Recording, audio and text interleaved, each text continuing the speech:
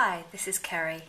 Today I'm going to do a video review of one of my very favourite oracles, the Oracle of Shadows and Light, authored by Lucy Cavendish and with artwork by Jasmine Becket-Griffith. This is the original Australian edition, published in, I think it was October of 2010, and it comes in a very stable box and with a nice little guidebook. And the guidebook, I love the introduction. It says, bittersweet, unheard, unconventional, rebellious, cheeky, whimsical, invisible. They're not words you often hear associated with the spiritual world, are they? Nevertheless, some of the most spiritual beings who have ever lived are those who have been most at odds with what we call the mainstream. They do not fit in. They have had moments of despair, and they know being truthful and being real is one of the greatest strengths and spiritual paths of all.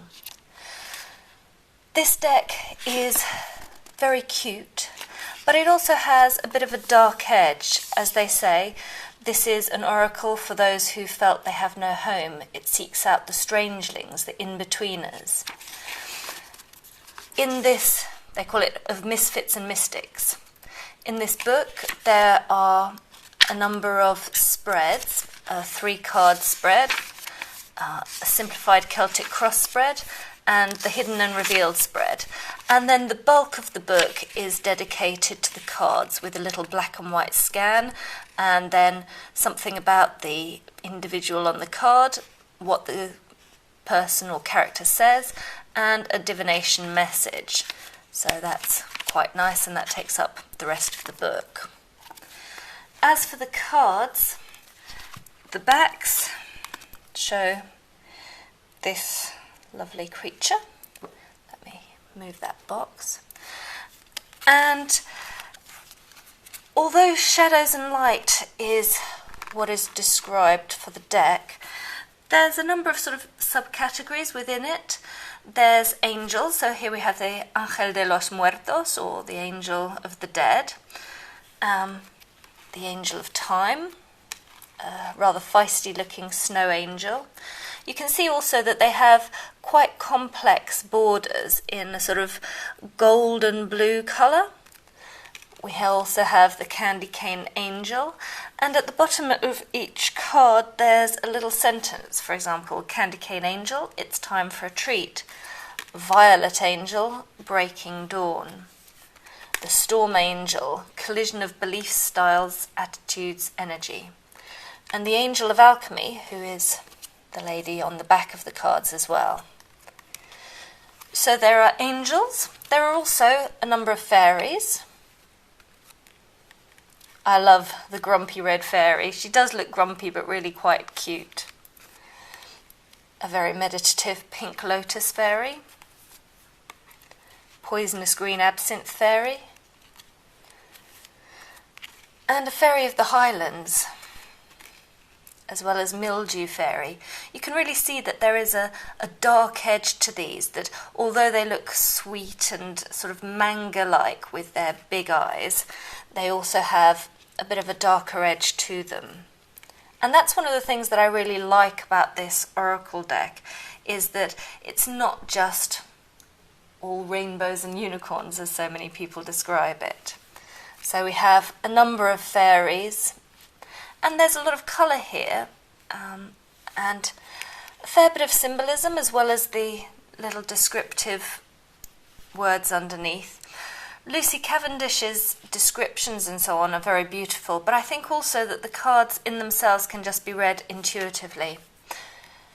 We also have a number of other winged beings who aren't very obviously either angels or fairies. They could be either one of those. I just love Voodoo in Blue, who says, back off. And they have kind of bat-like wings, which is why I'm not sure if they're meant to be angels or fairies or something else.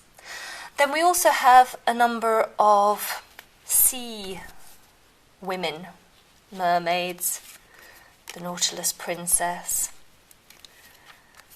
an eclipse mermaid for a powerful energy shift.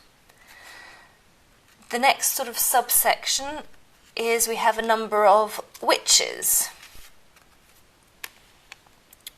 with a besom and triple witch, three sisters.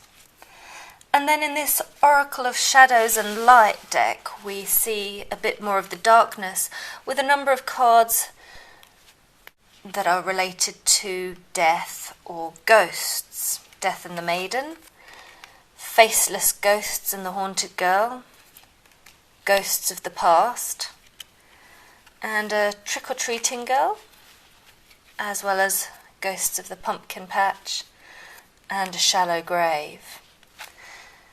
Then we have a couple of cards which are more goddess, shall we say, but still with a dark edge. Amara the Menehune, Aloha Healing. Of course, in Hawaii there's always the danger of the volcanoes, and so I think all their gods and goddesses have that dark edge to them. And likewise we have a dancing Kali with her necklace of skulls. Then we have a few other cards which aren't obviously fairies or angels or witches or goddesses. For example, the Violet Duchess, stifled, bored and stuck. You can see that in her expression. A Strange Valentine and Poe. So these ones, as I say, aren't obviously a particular kind of fairy or angel, but they still have that sort of manga look to them and a slight darkness. One of my friends sort of said, "Ooh, they give me the heebie-jeebies," or, the shivers. For example, Carnivorous Greenhouse. So I think this deck is very beautiful. It does have that dark and light, perhaps bittersweet aspect to it. I think it's very readable, both intuitively and with the guidance of Lucy Cavendish's delightful instructions. Altogether, it has become one of my very favourite decks, and I highly recommend it. Blessed be.